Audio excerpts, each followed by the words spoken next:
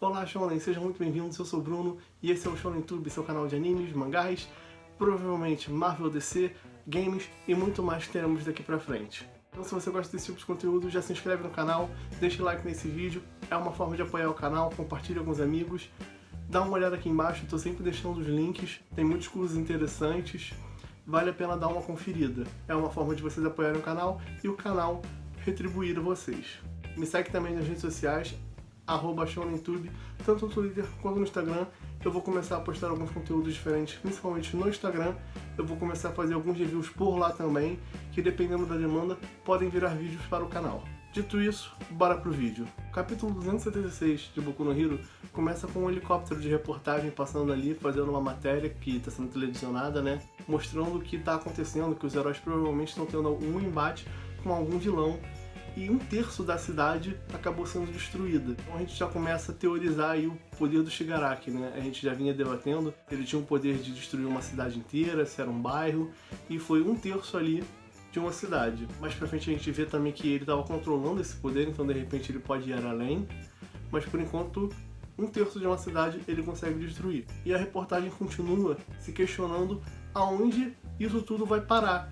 E curiosamente, o quadrinho mostrado no final de tudo que ele vai mostrando, né? Mostrando os familiares das pessoas, mostra a família do Todoroki, mostra a mãe do Bakugou, a mãe do Midoriya, mostrando ali que tipo, as pessoas não estão sabendo o que está acontecendo, afinal era uma missão secreta, e termina no All for One, questionando onde vai parar e tal, né? Como se a gente fosse parar, a gente não, né?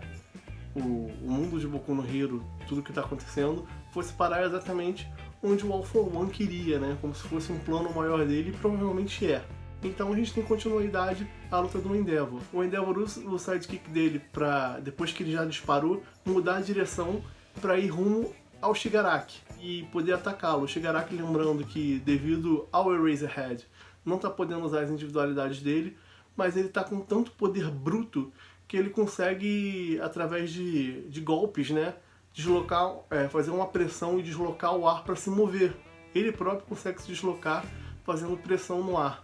Então ele consegue combater ali o Endeavor, ele acaba tendo o braço queimado, machucado, mas ele consegue contragolpear, atacando tanto o Endeavor contra a Rikyu. A gente vê que o Aizawa está tentando não piscar, se manter focado no Shigaraki, enquanto um herói que a gente viu lá na temporada do Sten, né, que ficou supervisionando o Ida.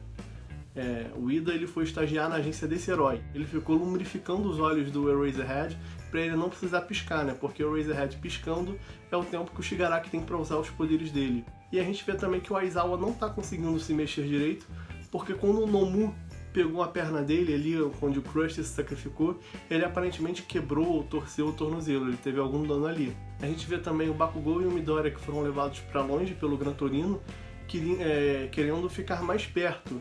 Mas o Gran Torino não permite. Ele explica a situação, que o Shigaraki está muito rápido, muito forte, e que esse era o mais perto possível que eles poderiam. Até porque o Midoriya é o alvo.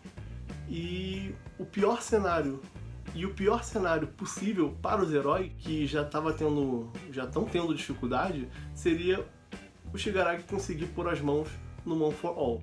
E aí tem até um esqueminha que o Kohei faz pra gente, né, o autor de Boku no Hero, para mostrar onde estava o hospital, onde estava o fronte do Exército de Liberação, onde estava sendo a evacuação, onde está o Bakugou, o Midoriya e o Gran Torino no momento, onde está tendo a luta com o Shigaraki, porque eram alguns pontos de batalha e o Shigaraki ainda mudou o local da batalha. Então ficou melhor pra gente se situar o quão distante das coisas são. Lembrando que o Gigantomachia tá trazendo a Liga dos Vilões ali pra onde o Shigaraki tá.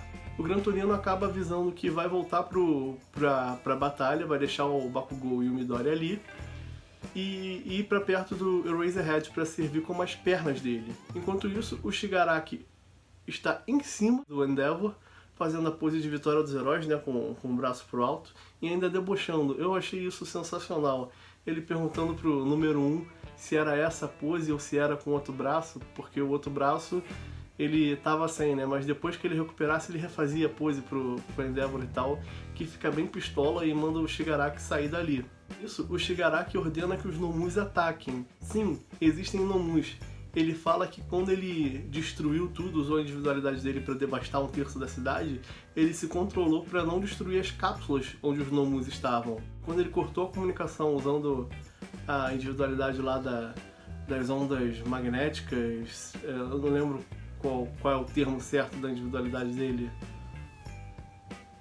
ondas de rádio, enfim, quando ele usou lá as ondas magnéticas, as ondas de rádio, ele acabou criando um impulso elétrico que ativou os Nomus, que inclusive o capítulo dá a entender que o próprio Shigaraki é um Nomu perfeito. Quando ele está se deslocando no ar usando força bruta, sem individualidade, o Endeavor chega a comparar ele com o All Might. O doutor explica que ele não é tão forte quanto o All Might, porque quanto mais forte, mais o cérebro é afetado, e ele não queria afetar o cérebro do Shigaraki. E o Aizawa se questiona se então esse seria um Nomu perfeito, já que ele tem muita força bruta. Ele lembra de como foi lutar com o Nomu na invasão da Iway lá pela Liga dos Vilões, na invasão da Iway que a Liga dos Vilões fez. O Aizawa lutou contra um Nomu e não conseguiu apagar a força bruta do Nomu, porque não era uma individualidade, e é o mesmo caso do Shigaraki. O Shigaraki percebe que o Eraserhead é a principal ameaça, porque está limitando as individualidades dele. Por mais que o Shigaraki esteja conseguindo lutar, ele já perdeu um braço, está meio que cercado, tá sem poder usar as individualidades dele. Se essa luta se estender, ele pode acabar perdendo. Então ele decide pôr um fim ao Eraserhead, com os Nomus também atacando os heróis, alguns Nomus indo em direção ao Eraserhead, e o Gran Torino tenta impedir, mas ele não chegaria a tempo. E o Aizawa já tá pensando ali que ele vai morrer, é assim que termina. Ele já tá pensando nos alunos dele, né, que ele quer ver os alunos dele se tornando um herói. Ele pensa no Midoriya, pensa no Bakugou, ele pensa que ele quer viver pra ver isso. E é aí que o Midoriya, ele alcança o Shigaraki antes do Gran Torino. O Midoriya conseguiu superar o Gran Torino em velocidade, o Gran Torino que só perdia até então pro All Might. Lembrando que o Midoriya estava usando 45% da individualidade quando nos momentos que ele precisava. Ele estava usando 30 o full call, mas nos momentos de ataque e tal, ele estava usando 45.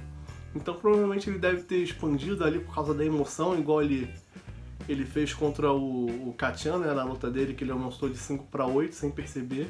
Provavelmente ele conseguiu aumentar e chegou primeiro, e o Bakugou vem logo em seguida dizendo que dessa vez eles vão salvar o Aizawa. Lembrando que o Bakugou, ele foi sequestrado e foi o Aizawa que foi dar a entrevista dizendo que se responsabiliza e que ia resgatar o Bakugou. Mais importante, uma coisa que eu acho que provavelmente deve ter mexido com o Bakugou, o Aizawa botava a mão no fogo pelo Bakugou, dizendo que ele não se tornaria um vilão, que quem achava isso não conhecia o Bakugou, não entendia nada, que o Bakugou era um dos alunos mais focados em se tornar um herói, o melhor dos heróis. Então dessa vez é o Bakugou que vai agir como um herói e salvar o Aizawa, o que também é uma influência do All Might, porque o All Might que falou pro Bakugou que às vezes para vencer é preciso salvar. Salvar para vencer, vencer para salvar. Enfim, no próximo capítulo provavelmente já teremos Midoriya vs Bakugou, com os outros heróis auxiliando. O Endeavor ainda pode lutar, tem o Bakugou também, o Gran Torino, o próprio Aizawa tá ali. E tem uma coisa no início do capítulo que eu deixei pra comentar agora no final. Quando a reportagem vai passando e mostra as famílias que não sabem o que estão acontecendo, mostra que o All Might está assistindo junto da Eri.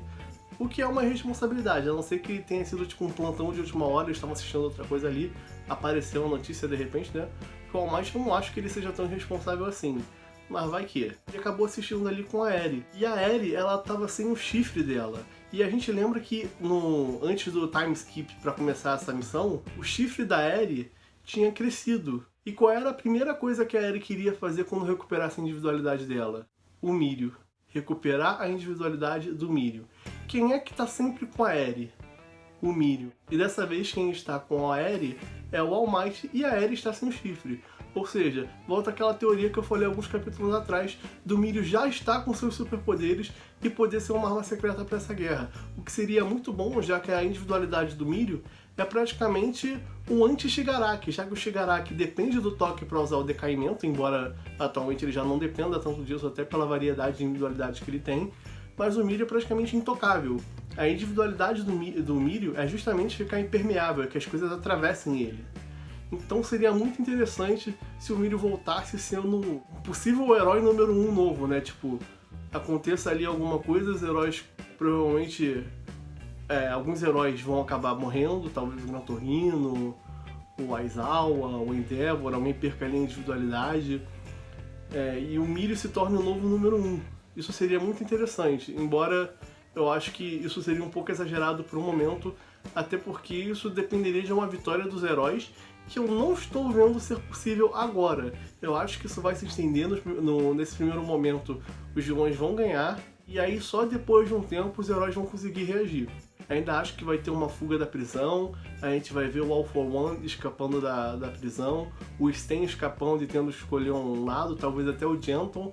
Imagina, o Sten e o Genton lutando juntos ao Midoriya.